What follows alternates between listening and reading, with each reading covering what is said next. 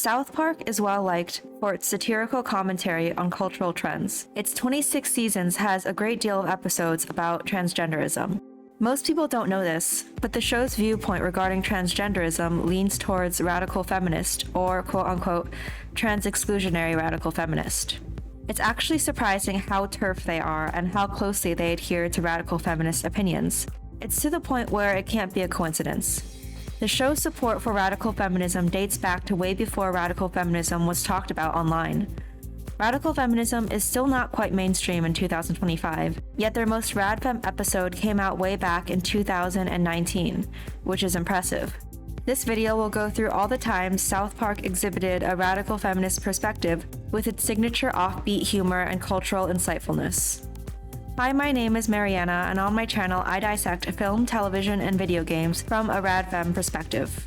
Before I begin, I want to preface this video by saying that this video is merely intended to bring forth certain inconsistencies in the logic of transgender ideology, and why these logical fallacies work to undermine the rights of women. This video does not advocate for harassment against any trans individuals. It does not promote violence, nor support participation in hate groups of any kind. There's a big difference between personal hatred and extremism versus political disagreement. I can be friends with someone I disagree with. That includes trans people. I want to make it absolutely clear that this is for informational purposes only, for the sake of film criticism and political commentary. The most obvious evidence that the creators of South Park have radical feminist leanings is in season 23, episode 7. In the episode, a character named Strong Woman is training for an athletic competition. A man, who in the past felt wronged by Strong Woman, identifies as a woman and enters the competition in order to get back at her. He wins. Strong Woman's husband, PC Principal, short for Politically Correct Principal, expresses that this is completely unfair, given that men obviously have physical advantages over women when it comes to sports. Strong Woman agrees, but is hesitant to express her true opinions, because she might upset the politically correct babies. The PC babies are recurring characters on the show that cry in the presence of even minorly offensive occurrences. They are a metaphor for chronically online social media users who are overly emotional rather than rational when discussing politics. In the secondary storyline, Cartman hosts a board game club at school, and a group of girls try to join. Guys, we play lots of games here at Dice Studs, but today we're playing D&D. You don't just show up and start playing, you have to generate characters. Yeah, we created some this morning. I'm a human paladin and Nicole is a tiefling warlock. Do something, Eric. Guys, they're fighting a bunch of bugbears right now that are led by a 12th level druid. Okay, I cast Vampiric Touch on the druid. Crit. Cartman does not think girls should play board games, and he speaks to the United States Congress to ban the girls from his club. As a result, the girls make their own club, which ends up being vastly better than the boys' club.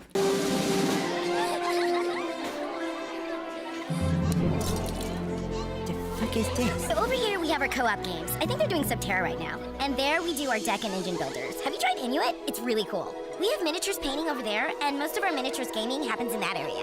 Hey, those girls are playing Crisis Protocol. That's not even out yet. Yeah, we get advanced copies of games because our club reviews them for our gaming channel.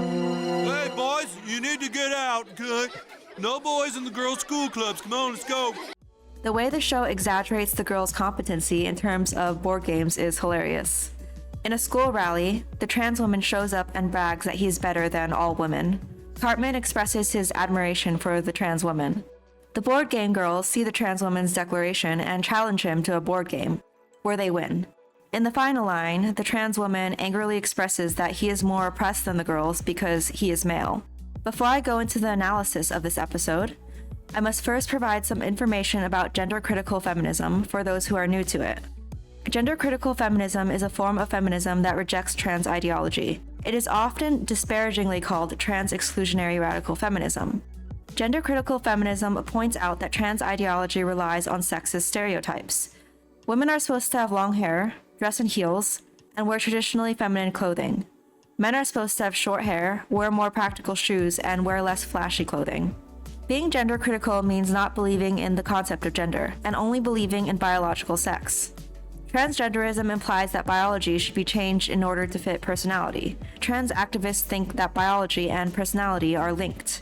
Gender-critical feminism knows that biology and personality are not linked, and that people should not change their biology to match their personalities, because true feminism means that anyone of any biology can have any personality, whether that personality is stereotypically masculine or feminine.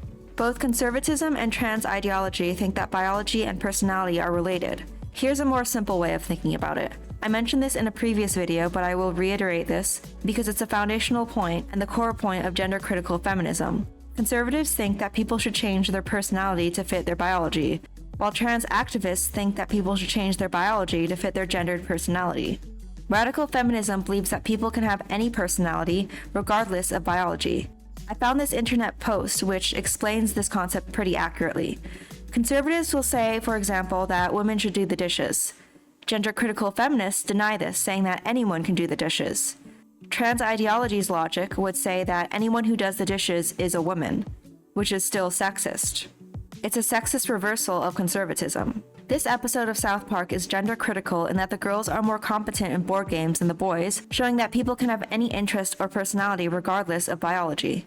It denounces men and women's sports, prioritizing a woman's right to fair play over a man's feelings. And lastly, it criticizes transgender women for claiming to be oppressed because they were born male. In fact, being born male gives more advantages than disadvantages. After all, society is set up to center male bodies. Males are treated with more dignity from birth, and in places like the Middle East are afforded opportunities from birth because of their biology. Women have to carry the risks associated with childbirth. Women need to face the stigma and pains associated with menstruation. Women need to take more precautions when it comes to walking alone at night because we are physically weaker. Women are objectified in the media not because of gender identity, but because of biological sex and reproductive appeal to men. Women's fertility is seen as something to be bought and sold as a commodity, for example, in surrogacy. Women receive lower quality healthcare because most research is done with male bodies as the default. Female infants are more likely to be aborted and dramatically more. In some countries, like India, this has become so severe that there is a noticeable difference in the proportion of men and women in the country. But please, remind me why it's so much harder to be born male? Oh right, because of minor social judgment and hurt feelings. Males sure are more oppressed than females. Men may experience social judgment for cross-dressing, but this is a masculinity issue, not a woman's issue. Men need to become more accepting of other men dressing in feminine ways. But to say that a man can be a woman or come close to understanding the depth of burden placed on women in a society built for male bodies is crazy and wrong. In Season 9, Episode 1, one of South Park Elementary School's teachers, Mr. Garrison, decides to transition into a woman. Once he transitions, he not only makes women uncomfortable by invading women-only spaces, but also clearly sees womanhood as a stereotype. Hi, gals. Oh boy, can you believe the sales they're having out there? Boy, have I been busy.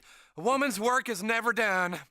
Mr. Garrison is a gay man, and he turns homophobic when his boyfriend no longer is interested in him because he underwent surgery. Indeed, it is common for gay men to transition into trans women due to internalized homophobia.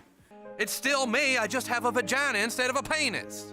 But I'm gay. I don't like vaginas. Look, we can still be together. All you have to do is stop being gay. How can you say that? You're gay too. I'm not gay. I'm a woman. Oh, Jesus Christ. Oh, so is that it? You're just gonna walk out? You men are all alike. Go ahead and find somebody who doesn't have a vagina, you Transgenderism is an ideology that is deeply homophobic, since it both relies on sexist stereotypes around traditional masculinity and also tells gay men that they are actually straight women. The show further highlights the absurdity of transgenderism by making Kyle transracial and Kyle's father a trans-species dolphin. So I hear you're interested in reconstructive surgery.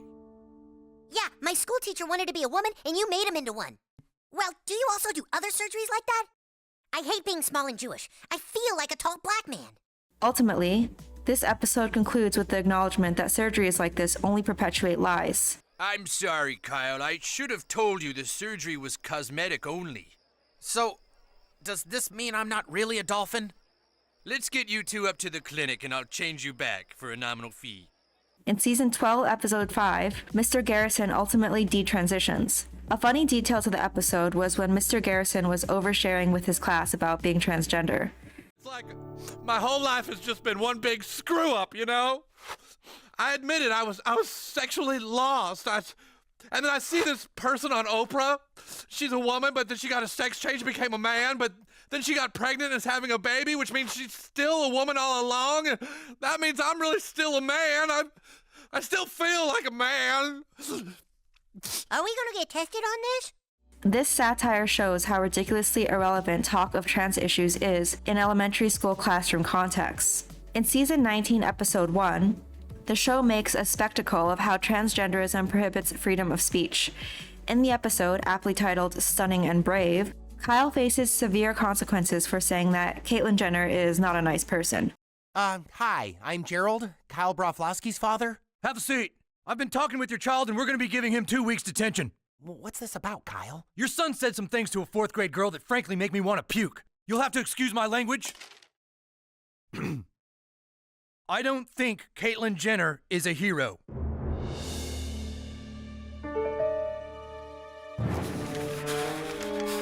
This kind of transphobic and bigoted hate speech isn't gonna fly here, bro!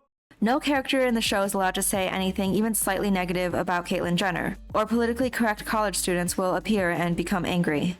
Well, what the hell are you guys talking? Oh, we gotta be careful, Gerald. This is a college bar. Somebody here have a problem with Caitlyn Jenner? No. No? Because she's a stunning, beautiful woman, and if you want to call her anything else, I'm ready to fucking throw down. Transgender ideology does indeed silence women in order to protect male feelings. Women who speak out about the sexism in trans ideology get labeled TERFs. J.K. Rowling and any radical feminist who peacefully expresses political disagreement receives incredibly aggressive treatment on social media. Gender-critical feminists like Maya Forstater, for example, have even lost their jobs. Trans activists applaud people for being born male and having a gender identity, something that is completely intangible and meaningless. Caitlyn Jenner hasn't actually done anything to warrant being called stunning and brave. If a person tried to identify their way into any other marginalized class that they are now actually a part of, and then demanded to be called stunning and brave for doing so, they would be labeled a narcissist. Why is it that women are the only social class that must be conceding?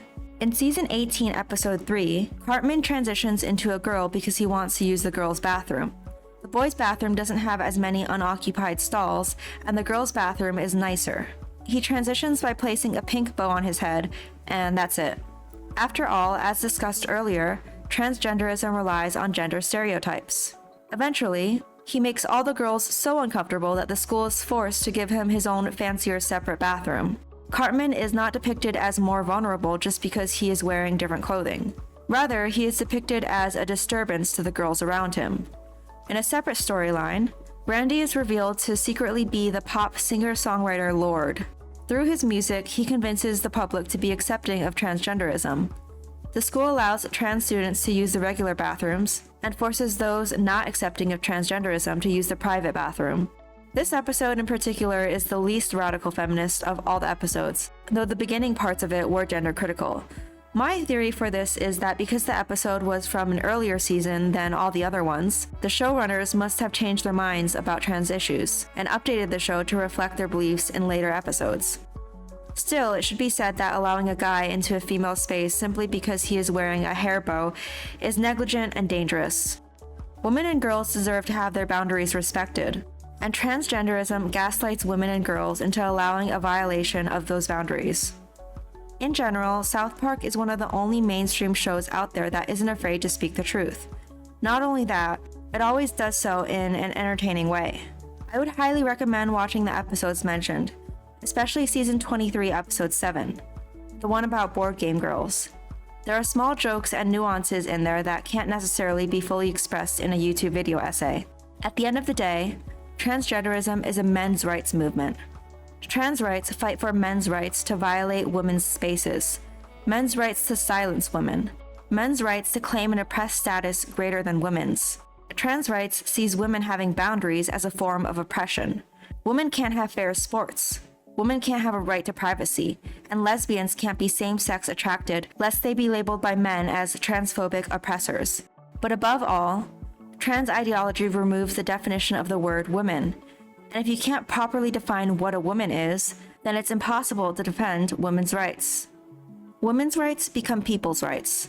And people's rights don't mean anything if it includes everybody. It no longer works to serve women and the unique needs of women. I am new to making video essays on YouTube, but I plan to make more soon, and consistently. If you enjoyed this video, please consider following me on Twitch as well. I live stream every weekday, so if you want to hang out and chat, feel free to stop by. Thank you for watching and see you in the next video.